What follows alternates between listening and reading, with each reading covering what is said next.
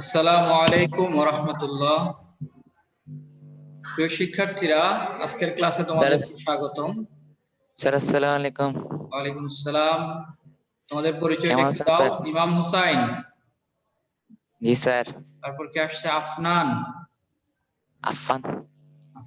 আফফান, দুঃখিত। আসসালামু আলাইকুম স্যার। ওয়ালাইকুম আসসালাম। কেমন আছো তুমি? ভালো আছি স্যার। আলহামদুলিল্লাহ। বাকিরা কোথায়? প্রিয় শিক্ষার্থীরা, তোমাদেরকে আমার ক্লাসে আবারও স্বাগতম। আমরা আমাদের আজকের নির্ধারিত ইসলাম ও নৈতিক শিক্ষা বিষয়ক ক্লাসটি শুরু করব। আশা করি তোমরা সবাই সহযোগিতা করবে। তোমরা জানো তোমাদের এই পুরো ক্লাসটি রেকর্ড হবে। রেকর্ড হওয়ার পর এটা ইউটিউব চ্যানেলে যাবে। স্কুলের ই-লার্নিং যেই অপশনটা আছে সেখানে তোমরা পাবে। কোনো কারণে কেউ যদি ক্লাস মিস করে বা ক্লাসের কিছু না বুঝে, জি স্যার। পরবর্তীতে সে ই-লার্নিং কন্টেন্টে ওখানে গিয়ে আমাদের পুরো ক্লাসটা তোমরা ভিডিও আকারে পেয়ে যাবে। আমি যা বলছি, তোমরা যা বলছো, সবকিছু রেকর্ডেড হচ্ছে। অতএব জি স্যার। বিষয়টা তোমরা মাথায় রাখবে। Okay sir. স্যার আমাদের আরো কয়েকজন জয়েন হোক, দেন আচ্ছা ক্লাসটা। আচ্ছা, হোক, জয়েন হোক, সমস্যা নাই। উম্মে সালমা আমাদের সাথে যুক্ত হয়েছে।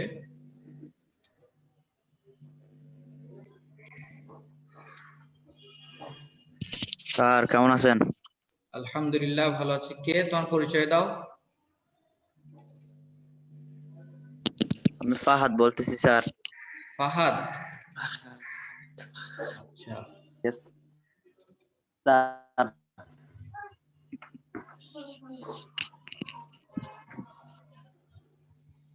একটু অসুস্থতা দোয়া করবেন স্যার। হ্যাঁ, কি বলছো? আর একটু অসুস্থ দোয়া করবেন। আচ্ছা কাহিনী আচ্ছা, করতে ঠিক পারে আছে। অসুস্থ। দোয়া থাকলো তোমার জন্য। আল্লাহ তাআলা তোমাকে সুস্থতা দান করুক। শিক্ষার্থীরা, আমরা আজকের নির্ধারিত ক্লাস শুরু করতেছি।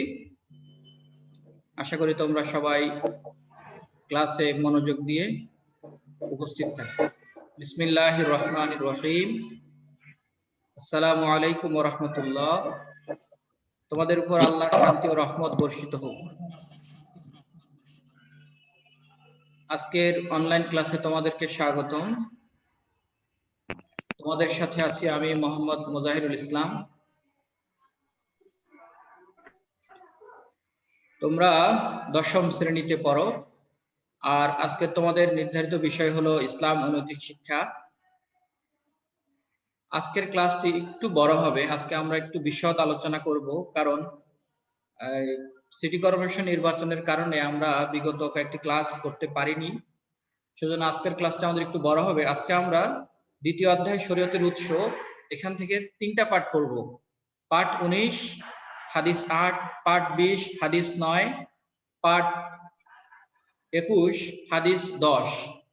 ভয় পাওয়ার কিছু নেই, হাদিসগুলো ছোট ছোট। আমরা আসসালামু আলাইকুম স্যার। এই হাদিসগুলো আজকে আমরা আলোচনা করব। আচ্ছা, স্ক্রিনে লেখাগুলো দেখতে পাচ্ছ তো? একটু তোমরা আমাকে সহযোগিতা করো। হ্যাঁ, লেখা দেখা যাচ্ছে? স্ক্রিন দেখতে পাচ্ছ তোমরা? আচ্ছা, ঠিক আছে, ধন্যবাদ। Yes, sir. আমাদের নিয়মিত ছাত্র অর্ণব এবং তানবীর বিন লোকমান কোথায়? অর্ণব প্রতি ক্লাসে আছো তুমি? আমি কি স্যার ইরেগুলার ছিলাম? না না, দুঃখিত। মিফতাহুল জান্নাত আফরিনও আমাদের নিয়মিত। ফাহাদ শাহরিয়ার তাহলে অর্ণব। আচ্ছা, আমি অর্ণবকে খুঁজতেছি। না না, অর্ণব, ফাহাদ শাহরিয়ার অর্ণব। ফাহাদ ফাহাদ শাহরিয়ার শাহরিয়ার অর্ণব কেমনে? তোমার পুরো নাম? আচ্ছা ফাহাদ শাহরিয়ার। আচ্ছা, না না, আমার নাম আবরিশক চৌধুরী অর্ণব। ফাহাদ শাহরিয়ার এটা আলাদা, আমার সাথে কোনো সম্পর্ক আলাদা? নাই। আচ্ছা, দুঃখিত। এই তানবীর বিন লোকমান আসছে আমাদের সাথে। অর্ণবের পুরো নামটা আরেকবার বলো তো। অর্ণব আবরার ইশরাক চৌধুরী অর্ণব। ঠিক আছে, তাহলে ফাহাদ শাহরিয়ার আরেকজন, তাই তো? আমি ফাহাদ শাহরিয়ার ভাবছিলাম।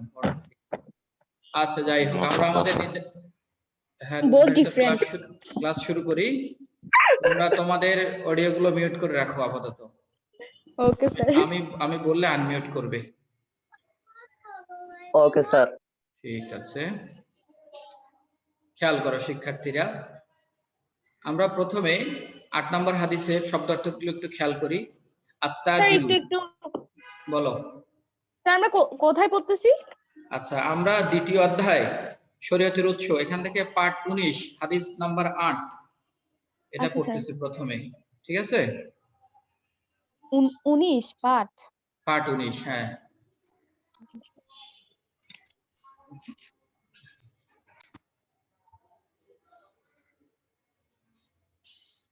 আচ্ছা ঠিক আছে, খেয়াল করো। আমরা যদি একটু শব্দার্থগুলোর দিকে খেয়াল করি, প্রথম শব্দ হচ্ছে আত্তাজিরু, অর্থ ব্যবসায়ী বা বণিক। আল আমিনু, বিশ্বস্ত। আস-সুদুকু, সত্যবাদী। আশ-শুহাদাউ, শহীদগণ, শাহাদাত লাভকারীগণ। মা, অর্থ সঙ্গে বা সাথে। ইয়াউমা, অর্থ দিবস বা দিন। এবার যদি আমরা একটু হাদিসটার দিকে খেয়াল করি, হাদিসটা হচ্ছে আত্তাজিরুল আমিনু সুদুকুল মুসলিমু মা'আশ শুহাদাই ইয়াউমাল কিয়ামা। প্রিয় নবী হযরত মুহাম্মদ সাল্লাল্লাহু আলাইহি সাল্লাম বলেছেন, বিশ্বস্ত সত্যবাদী মুসলিম ব্যবসায়ী কিয়ামতের দিন শহীদগণের সঙ্গে থাকবেন। ইবনে মাজাহ, হাদিসটি বর্ণিত হয়েছে ইবনে মাজাহ নামক হাদিসের কিতাবে। হাদিসটি আমি আরেকবার পড়ি। আত্তাজিরুল আমিন আস-সুদুকুল মুসলিমু মা'আশ শুহাদাই ইয়াউমাল কিয়ামা। বিশ্বস্ত সত্যবাদী মুসলিম ব্যবসায়ী কিয়ামতের দিন শহীদগণের সঙ্গে থাকবেন। ইবনে মাজাহ। আচ্ছা, এবার আমরা একটু ব্যাখ্যার দিকে খেয়াল করি। ব্যাখ্যা হলো, ব্যবসায় বাণিজ্য একটি পবিত্র পেশা। আমাদের প্রিয় নবী সাল্লাল্লাহু আলাইহি সাল্লামও ব্যবসা করেছেন। সৎ ও বিশ্বস্ত ব্যবসায়ী দুনিয়া ও আখিরাতে অত্যন্ত সম্মান ও মর্যাদার অধিকারী। রাসূলুল্লাহ সাল্লাল্লাহু আলাইহি সাল্লাম বলেছেন, কিয়ামতের দিন বিশ্বস্ত ও সত্যবাদী মুসলিম ব্যবসায়ীগণ শহীদগণের সঙ্গে অবস্থান করবেন। সেদিন তাদের কোনো ভয় ও চিন্তা থাকবে না, বরং তারা সেদিন আল্লাহ তাআলার অনুগ্রহ লাভ করে ধন্য হবেন। শহীদগণ হলেন ইসলামের জন্য জীবন উৎসর্গকারী ব্যক্তি। এখানে শহীদগণের পরিচয় দেওয়া হলো। শহীদ কারা? যারা ইসলামের জন্য নিজেদের জীবন উৎসর্গ করেছেন তাদেরকে শহীদ বলা হয়। আল কুরআনে আল্লাহ তাআলা তাদের জন্য জান্নাতের ঘোষণা প্রদান করেছেন। সৎ ব্যবসায়ীগণ কিয়ামতের দিন শহীদগণের সঙ্গী হবেন, তারাও শহীদগণের ন্যায় জান্নাতে প্রবেশ করবেন। মানুষ মৃত্যুর পর তার হিসাব হবে, ভালো কাজ খারাপ কাজ হিসাব হয়ে তার জান্নাত জাহান্নামের ফয়সালা হবে। কিন্তু যারা শহীদ, যারা ইসলামের জন্য নিজের জীবন উৎসর্গ করেছে, তাদের কোনো হিসাব হবে না। তাদেরকে আল্লাহ তাআলা বিনা হিসেবেই জান্নাত দান করবেন। তো সৎ ব্যবসায়ীগণও যদি সততার সাথে ব্যবসা করেন, তারাও তেমন শহীদগণের সাথে অবস্থান করতে পারবেন। Yes sir. স্যার শহীদের সাথে হচ্ছে ব্যবসার সম্পর্ক কি? আচ্ছা, এটা হচ্ছে শহীদের সাথে ব্যবসার সম্পর্ক না, মানে ব্যবসা পরিচালনা করার ক্ষেত্রে কেউ যদি সততা ও বিশ্বস্ততার সাথে ব্যবসা করে, তাহলে তার মর্যাদা শহীদদের মতো হবে, সেটাই আল্লাহ রাসূল বোঝাতে চেয়েছেন। আচ্ছা, তবে এজন্য ব্যবসায়ীদের দুটি শর্ত পূরণ করতে হবে। প্রথমত, সততা ও সত্যবাদিতার সাথে ব্যবসা পরিচালনা করতে হবে। দ্বিতীয়ত, তাদেরকে বিশ্বস্ত ও আমানতদার হতে হবে। অর্থাৎ সততা ও বিশ্বস্ততার সাথে ব্যবসা বাণিজ্য পরিচালনা করলে কিয়ামতের দিন মহাপুরস্কার লাভ করা যাবে। অন্যদিকে ব্যবসায় প্রতারণা করলে, মিথ্যা বললে এ কল্যাণ লাভ করা যাবে না। সুতরাং ব্যবসা ক্ষেত্রে সকল প্রকার অন্যায় ও খারাপ কাজ ত্যাগ করতে হবে। লোভ লালসা পরিত্যাগ করতে হবে, ওজনে কম দেওয়া, খারাপ দ্রব্য ভালো বলে বিক্রি করা, ভেজাল মেশানো, পণ্যের দোষ ত্রুটি গোপন করা, মজুতদারি, কালোবাজারি প্রভৃতি অনৈতিক কাজ করা যাবে না। অর্থাৎ সর্বাবস্থায় সততা ও বিশ্বস্ততার সাথে ব্যবসা পরিচালনা করতে হবে, তাহলে কিয়ামতে শহীদগণের সঙ্গে হওয়ার মহান মর্যাদা লাভ করা যাবে। আচ্ছা, এই হাদিস থেকে আমরা কি শিখলাম, শিক্ষাটা আমরা একটু দেখি। এই হাদিসের শিক্ষা তিনটি। এক, ব্যবসায় বাণিজ্য হালাল পেশা, তবে তা ইসলামী নীতি আদর্শের অনুসরণে করতে হবে। অর্থাৎ ব্যবসা করাটাকে ইসলাম উৎসাহ দিয়েছে, নিরুৎসাহিত করেনি। আর ব্যবসা করা এটা হালাল পেশা। প্রত্যেক নবী রাসূল কোনো না কোনো ভাবে ব্যবসার সাথে যুক্ত ছিলেন। আমাদের প্রিয় নবী সাল্লাল্লাহু আলাইহি সাল্লাম তোমরা জানো, তিনিও ব্যবসা করেছেন। তারপরে আমরা জানি দাউদ আলাইহিস সালাম, তিনিও ব্যবসা করতেন। এরকম প্রত্যেক নবী কোনো না কোনো ভাবে ছোটখাটো ব্যবসার সাথে যুক্ত ছিলেন। সবাই সবাই হ্যাঁ, কোন নবী অন্য কারো অধীনে চাকরি করেন নাই। নবীরা নিজেদের হালাল ব্যবসার সাথে যুক্ত রাখতেন। পরবর্তীতে সাহাবা একরামরাও ব্যবসা বাণিজ্য করেছেন। Personal business. আচ্ছা, 2 নম্বর হচ্ছে ব্যবসায়ে সততা ও বিশ্বস্ততা মহৎ গুণ, সকলকেই এগুলোর অনুশীলন করতে হবে। তৃতীয়ত, বিশ্বস্ত ও সৎ ব্যবসায়ী কিয়ামতের দিন শহীদগণের সঙ্গী হবেন। আচ্ছা, যদি আমরা একটু ব্যবসা সম্পর্কে ইসলামের যে দৃষ্টিভঙ্গি সেগুলো একটু এক নজরে খেয়াল করি। আমি আগে বলেছি, আবারও বললাম যে ব্যবসা বাণিজ্য একটি পবিত্র পেশা। 2, কিয়ামতের দিন বিশ্বস্ত ও সত্যবাদী মুসলিম ব্যবসায়ীগণ শহীদগণের সঙ্গে অবস্থান করবেন। 3, শহীদগণ হলেন ইসলামের জন্য জীবন উৎসর্গকারী ব্যক্তি। যদি প্রশ্ন আসে শহীদ কারা, তাহলে আমরা কি বলবো? ইসলামের জন্য জীবন উৎসর্গকারী ব্যক্তি। ঠিক আছে?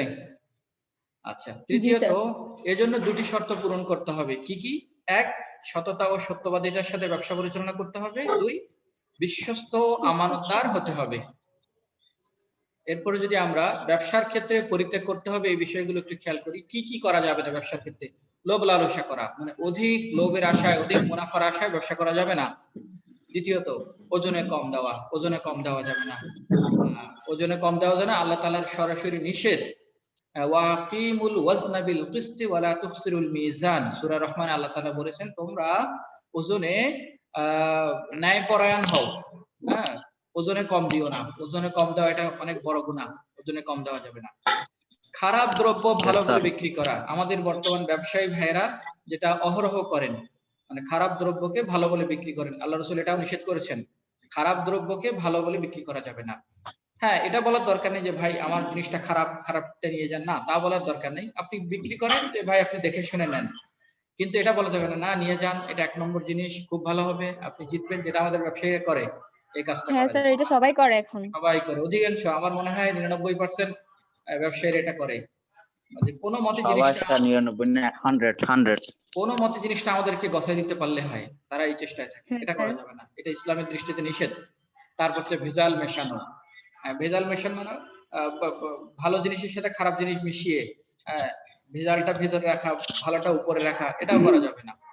তারপর দুধের মধ্যে হচ্ছে, পানি মিশানো। হ্যাঁ, এটা হারাম কাজ। পণ্যের দোষ ত্রুটি গোপন করা, ধরো কাপড় কিনতেছি আমরা, কাপড়টার কোনো অংশে ছেঁড়া আছে কিন্তু এই ব্যবসায়ী সেটা প্রকাশ করতেছে না।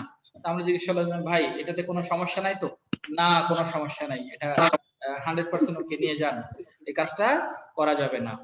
তারপর হচ্ছে 100% পিওর। মজুদদারি হচ্ছে অধিক মুনাফার আশায়, যারা তোমরা কমার্সের ছাত্র, বিজনেস স্টাডিজ, তারা তোমরা এটা ভালো জানো। মজুদদারি হচ্ছে ইয়েস স্যার। মজুদ করে রাখা কোনো পণ্য, যেমন পেঁয়াজ আমাদের আমরাও বর্তমান জানি। সময়ে। আচ্ছা, একটু অপেক্ষা করো, আফনান কিছু বলতে চায়। আফফান, দুঃখিত, বলো। আফফান কিছু বলতে চায় মনে হয়, বলো আফফান। বলতে পারবে। কোথায়? সে হাত তুললো কিন্তু কিছু বলতেছে না। আচ্ছা, যাই হোক। হ্যাঁ, খেয়াল করো, মজুদদারি মানে হচ্ছে তোমার পণ্য মজুদ করে রাখা, যে এই আশায় যে পরবর্তীতে দাম বাড়লে সে বিক্রি করবে। বাজারে কৃত্রিম সংকট তৈরি করবে, যেটা পেঁয়াজের ক্ষেত্রে হয়। ব্যবসায়ীরা বেশি বেশি করে পেঁয়াজ কিনে গুদামজাত করে রাখে, মানুষ পেঁয়াজ পায় না, পরে পেঁয়াজের দাম বাড়লে তারা বিক্রি করে। এই কাজটা করা যাবে না। আর একটা হচ্ছে কালোবাজারি।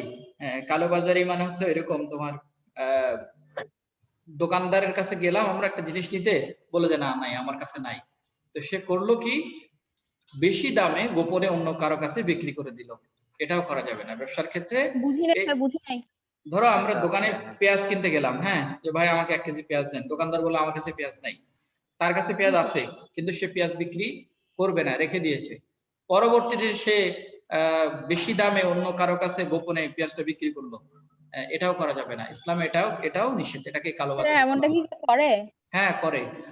যেমন ধরো রেলের টিকিট, তুমি রেলের স্টেশনে যাবে, দেখবে যে টিকিট নাই, টিকিট শেষ, কিন্তু ওখানকার যে দারোয়ান, সিকিউরিটি গার্ড বা ওখানকার যারা কাজ করে, তারা এই রেলের টিকিট পকেটে নিয়ে ঘুরতেছে, ডাবল দামে তারা বিক্রি করতেছে। এটা করা যাবে না, এটা কালোবাজারি। আচ্ছা, এবার যদি আমরা এই পাঠের আলোকে একটু প্রশ্ন উত্তরগুলোর দিকে খেয়াল করি, আমাদেরকে আবরার উত্তর বলবে। আবরার, তুমি আসো আমাদের সাথে। আবরার অর্ণব নাকি, তার পুরো নামটা কি আমি আবার ভুলে গেলাম। জি স্যার অর্ণব বললে হবে শুধু। আচ্ছা অর্ণব বলো, ব্যবসা কিরকম পেশা হিসেবে উল্লেখ করা হয়েছে হাদিসে? বলো, জি স্যার। ব্যবসাকে কিরকম পেশা হিসেবে উল্লেখ করা হয়েছে হাদিসে? হালাল হালাল। হালাল। এটা কে বললো? অর্ণব বললো? না স্যার। না স্যার। অর্ণব কি ফাহাদ বলছে। দুইজন, ফাহাদ শাহরিয়ার ও অর্ণব? তার দামও কি না অর্ণব? স্যার। তো তুমি কেন বলতেছো? অর্ণব বলুক।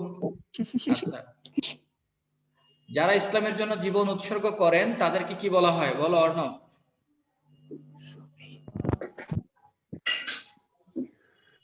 এবার অর্ণব বলতেছে না। স্যার আমি বলবো। স্যার বলো ফাহাদ শাহরিয়ার বলো, যারা ইসলামের জন্য জীবন উৎসর্গ করেন তাদেরকে কি বলা হয়? সেও চুপ। কি বলা হয়? আমি বলি হ্যাঁ, বলো। শহীদ।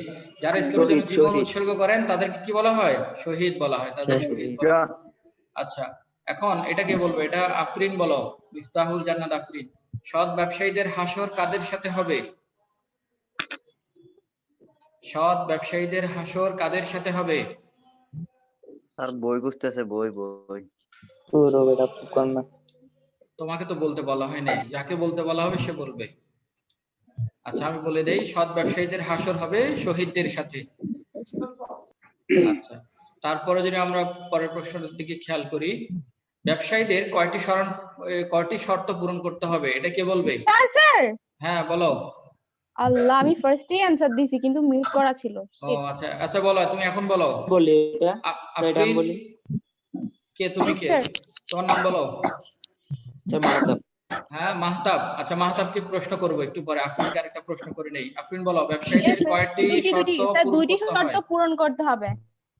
আচ্ছা, দুটি শর্ত পূরণ করতে জি, হবে। স্যার। এবার মাহতাব বলো, ব্যবসায়ীদের পালনীয় দুটি শর্ত কি কি?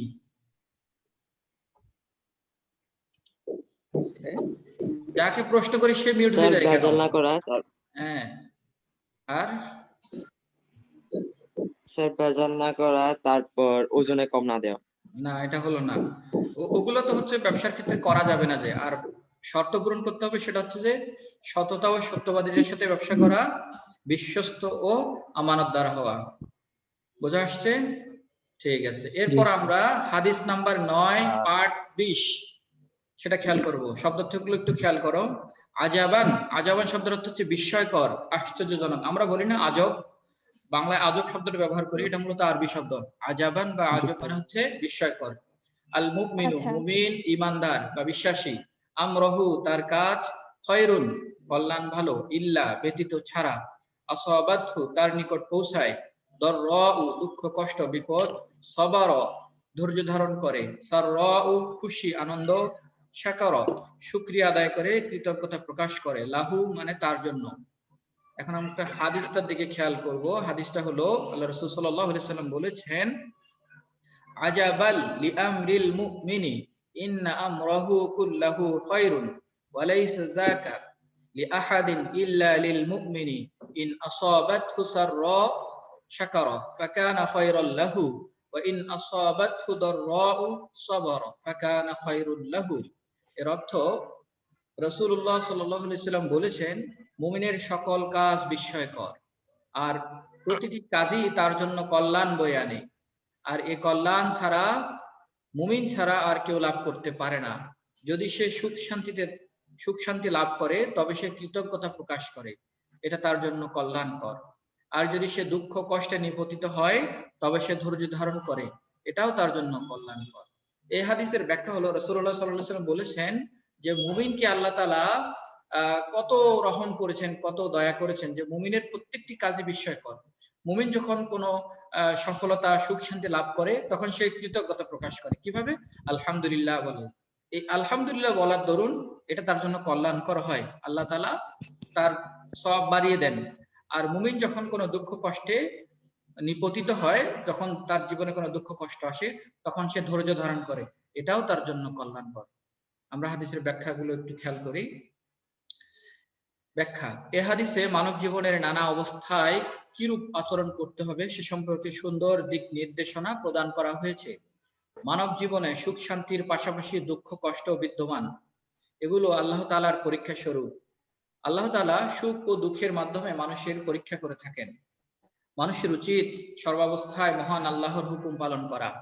প্রকৃত মুমিন ব্যক্তি এরূপ করে থাকেন, ফলে সকল অবস্থায় তার জন্য কল্যাণকর। কেননা দুঃখ কষ্টে নিপতিত হলে মুমিন ব্যক্তি হতাশ হয়ে পড়েন না, এই অবস্থা থেকে মুক্তির জন্য অন্যায় কাজ করেন না, বরং এই অবস্থাতেও তিনি আল্লাহ তাআলার আদেশ পালন করেন ও ধৈর্য সহকারে মহান আল্লাহর উপর ভরসা করেন।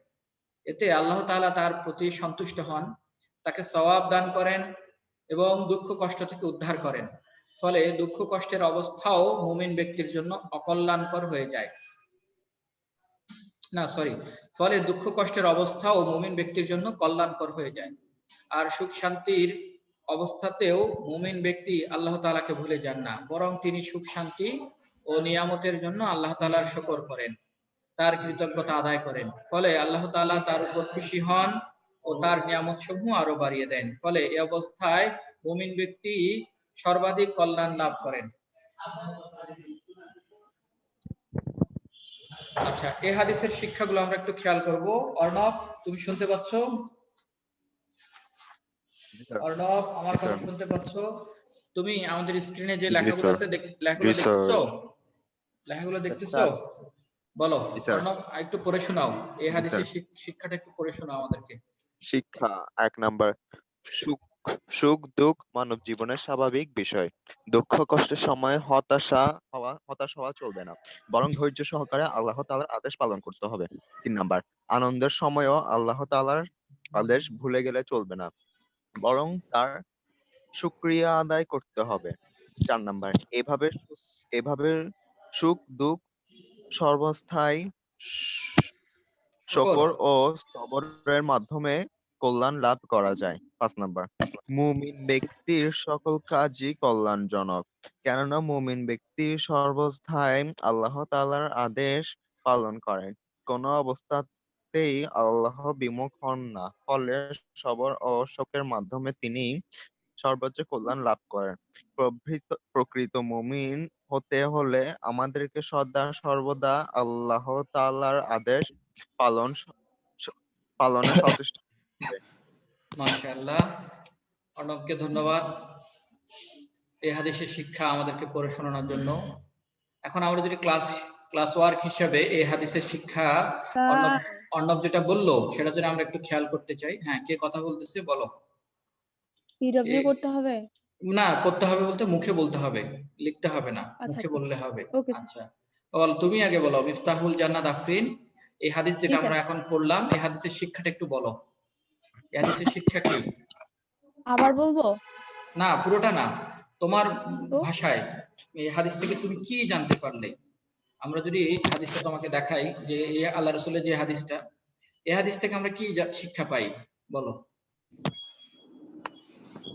মানে হচ্ছে মানব জীবনের সুখ দুঃখ হচ্ছে একটি স্বাভাবিক বিষয়। মানে একটি মানুষের জীবনে হচ্ছে সুখ দুঃখ আসে, তো দুঃখের সময় হচ্ছে ধৈর্য রাখতে হবে, আল্লাহ তাআলার আদেশ পালন করতে হবে। দেন আনন্দের সময় হচ্ছে আল্লাহ তাআলার আদেশ ভুলে গেলে চলবে না, শুকরিয়া আদায় করতে হবে। তারপর হচ্ছে ঠিক আছে, মাশাআল্লাহ, মোটামুটি হাদিসের শিক্ষাটা চলে আসছে যে মানব জীবনে সুখ দুঃখ পাশাপাশি থাকে। হ্যাঁ, এটা খুব স্বাভাবিক বিষয়। এমন কোনো মানুষ নেই যে তার সারা জীবন সুখে কাটবে, আবার এমন কোনো মানুষ নেই যে তার সারা জীবন দুঃখে কাটবে। তো সুখের সময় আমাদের উচিত আল্লাহ শুকরিয়া আদায় করা, আর দুঃখের সময় আমাদের উচিত ধৈর্য ধারণ করা, তাই তো? আচ্ছা, ঠিক আছে, আমরা যদি এর পরের হাদিসটাতে যাই, পাঠ হচ্ছে 21, হাদিস নাম্বার হচ্ছে তোমার 10। শব্দার্থগুলো একটু খেয়াল করি যে কালিমাতানে, দুটি বাক্য, হাবিবাতানে, খুবই প্রিয়, আর রহমান, দয়াময়, খফিফাতানে, খুবই সহজ, আল লিসান, জিহ্বা, সাকিলাতানে, খুবই ভারী, আল মিজান, দাঁড়িপাল্লায়, সুবহানা মানে হচ্ছে মহাপবিত্র, হামদিহি, তার জন্যই সকল প্রশংসা, আল আজিম, মহামহিম। হাদিসটা আমরা খেয়াল করব এখন। রাসূলুল্লাহ সাল্লাল্লাহু আলাইহি সাল্লাম বলেছেন, কালিমাতানে হাবিবাতানে ইলার রহমান, খফিফাতানে আলাল লিসান, সাকিলাতানে ফিল মিজান, সুবহানাল্লাহি ওয়া বিহামদিহি, সুবহানাল্লাহিল আযীম। অর্থ, রাসূলুল্লাহ সাল্লাল্লাহু আলাইহি সাল্লাম বলেছেন, দুটি বাক্য এমন রয়েছে যা দয়াময় আল্লাহর নিকট খুবই প্রিয়, উচ্চারণ করতে সহজ ও দাঁড়িপাল্লায় খুবই ভারী। বাক্য দুটি হলো সুবহানাল্লাহি ওয়া বিহামদিহি সুবহানাল্লাহিল আযীম। বাক্য দুটির অর্থ হলো আল্লাহ মহাপবিত্র, সকল প্রশংসা তারই জন্য, মহাপবিত্র আল্লাহ, তিনি মহামহিম। হাদিসটি বুখারী শরীফের অন্তর্ভুক্ত। আচ্ছা, ব্যাখ্যা। এই হাদিসের ব্যাখ্যায় আমরা খেয়াল করি, এই হাদিসে মহানবী সাল্লাল্লাহু আলাইহি সাল্লাম উম্মতকে দুটি অত্যন্ত ফজিলতপূর্ণ বাক্য শিক্ষা দিয়েছেন। এগুলো হলো প্রথম বাক্য সুবহানাল্লাহি ওয়া বিহামদিহি, দ্বিতীয় বাক্য সুবহানাল্লাহিল আযীম। রাসূলুল্লাহ সাল্লাল্লাহু আলাইহি সাল্লাম ছিলেন উম্মতের জন্য সর্বাধিক কল্যাণকামী। এজন্য তিনি আমাদের অতীব বরকতময় এ দুটি জিকির শিক্ষা দিয়েছেন এবং এর ফজিলত বর্ণনা করেছেন। প্রথমত, এ বাক্যদ্বয় আল্লাহ তাআলার নিকট অত্যন্ত প্রিয়, কেননা এতে মহান আল্লাহর পবিত্রতা, মহিমা ও প্রশংসা বর্ণনা করা হয়েছে। দ্বিতীয়ত, আমরা বাংলাভাষী, আরবি আমাদের মাতৃভাষা নয়, তথাপি এ বাক্যদ্বয় খুবই সুন্দর ও সাবলীল। আমরা খুব সহজেই এগুলো উচ্চারণ করতে পারি, মুখস্থ করতে পারি। এগুলো উচ্চারণে কোনরূপ জিহ্বার আড়ষ্টতা সৃষ্টি হয় না, কোনরূপ কষ্ট হয় না। বস্তুত এ দুটো সহজ, সরল ও সুন্দর বাক্য। পারবো তো আমরা এই বাক্য দুটি উচ্চারণ করতে? পারবো না? সুবহানাল্লাহি ওয়া বিহামদিহি সুবহানাল্লাহিল আযীম। দেখি বলো, তোমাদের কাছ থেকে একটু শুনি। কে বলবে প্রথমে? সবাই একবার একবার করে উচ্চারণ করো। ফাহাদ শাহরিয়ার আছো? শুনতে পাচ্ছ? বলো, বাক্য দুটি উচ্চারণ করো।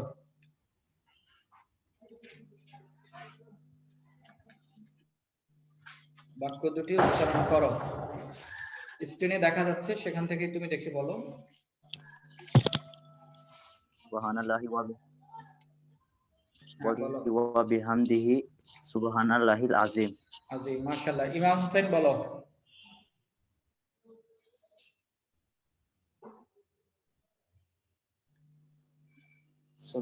সুবহানাল্লাহি ওয়া বিহামদিহি সুবহানাল্লাহি ওয়া বিহামদিহি সুবহানাল্লাহিল আযীম। আযীম।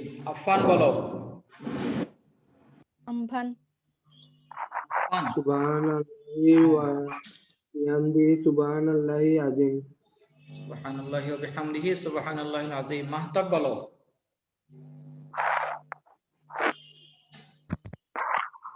সুবহানাল্লাহি ওয়া বিহামদিহি সুবহানাল্লাহিল আযীম।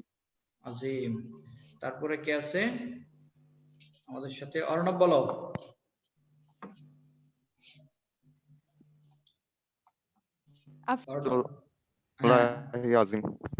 আবার বলো তো অর্ণব। আচ্ছা, আফরিন বলবে। অর্ণব আবার একবার বলো। আচ্ছা, আপনি একটু উচ্চারণটা বলেন তো, আমার এটা মুখ দিয়ে আটকে যাচ্ছে। সুবহানাল্লাহি ওয়া বিহামদিহি বলো। সুবহানাল্লাহি ওয়া বিহামদিহি সুবহানাল্লাহিল আযীম। সুবহানাল্লাহি আযীম। আচ্ছা, আফরিন বলো এখন।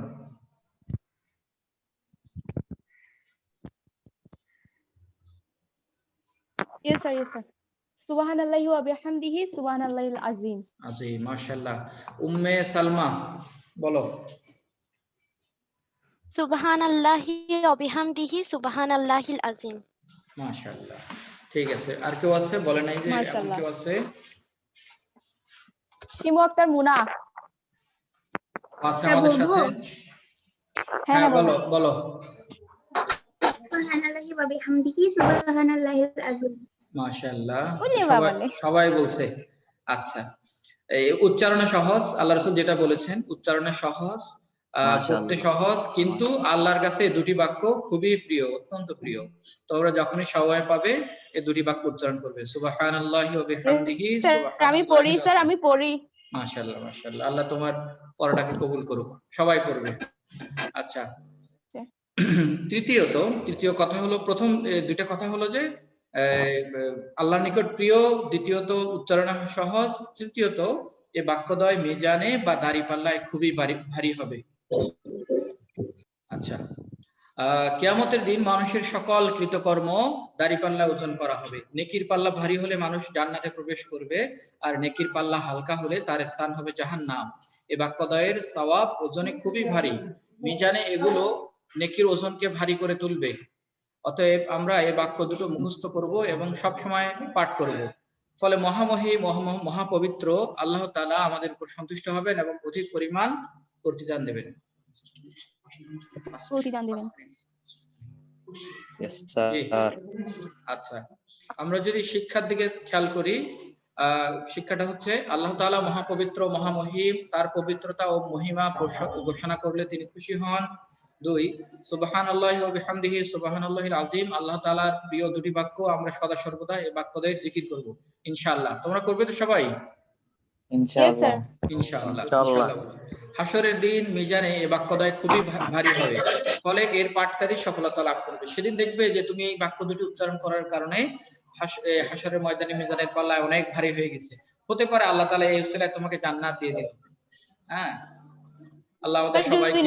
নামাজ না পড়ে পড়ি না, তাহলে হবে না, নামাজ তো পড়তে হবে, 5 ওয়াক্ত নামাজ তো বাধ্যতামূলক। আচ্ছা, বাড়ির কাজ স্যার ভুল। খুবই সহজ এবং খুবই অল্প। সেটা কি? 8, 9 ও 10 নং হাদিসের অনুবাদ শুধু লেখা। তোমরা লিখবে 8 নং হাদিস অনুবাদ, 9 নং হাদিস অনুবাদ, 10 নং হাদিস অনুবাদ। লিখতে পারবে না ইনশাআল্লাহ? পারবে তো? লিখতে পারবে? স্যার কি বলছেন? বুঝি নাই স্যার। বাড়ির কাজ হচ্ছে স্যার বুঝি নাই। 3টা হাদিসের অনুবাদ লেখা, শুধু অনুবাদ লিখবে। 8 নং হাদিসের অনুবাদ, তার অনুবাদ। আচ্ছা আচ্ছা। 9 নং হাদিসের অনুবাদ। স্যার বলো। আরবিটা সহ লিখবো স্যার? না, আরবি লিখতে হবে না। হ্যাঁ, আরবি লিখতে পারলে তো ভালো, কোনো সমস্যা নাই, কিন্তু শুধু অনুবাদ বাড়ির কাজ। আমি পারি স্যার। আর যারা আরবি লিখতে পারো তারা আরবি সহ লেখার চেষ্টা করো। আমি সুন্দর করে পারি। যাক, ভালো হবে। বাড়ির কাজ করে দিবে। তোমাদের যে হোমওয়ার্ক, যেটা অ্যাপস আছে, অ্যাপসে হোমওয়ার্ক আমি দিয়ে দিব, অ্যাপস থেকে তোমরা হোমওয়ার্কটা দেখে নিতে পারবে। আজকের ক্লাস এ পর্যন্তই। একটি সুন্দর ক্লাস উপহার দেওয়ার জন্য সবাইকে অসংখ্য ধন্যবাদ। সবার জন্য দোয়া আন্তরিকভাবে। আল্লাহ তাআলা সবাইকে সুস্থ রাখুক। আল্লাহ তাআলা তোমাদের সবাইকে মানুষ হওয়ার তৌফিক দান করুন। সবার জন্য দোয়া করি, তোমরা আমার জন্য দোয়া করবে। আজকের ক্লাস এ পর্যন্ত। আল্লাহ হাফেজ। আসসালামু আলাইকুম। আসসালামু আলাইকুম স্যার। ওয়ালাইকুম স্যার। ওয়া আলাইকুম আসসালাম ওয়া রাহমাতুল্লাহি ওয়া বারাকাতুহু। আর দোয়া করবেন। Okay sir.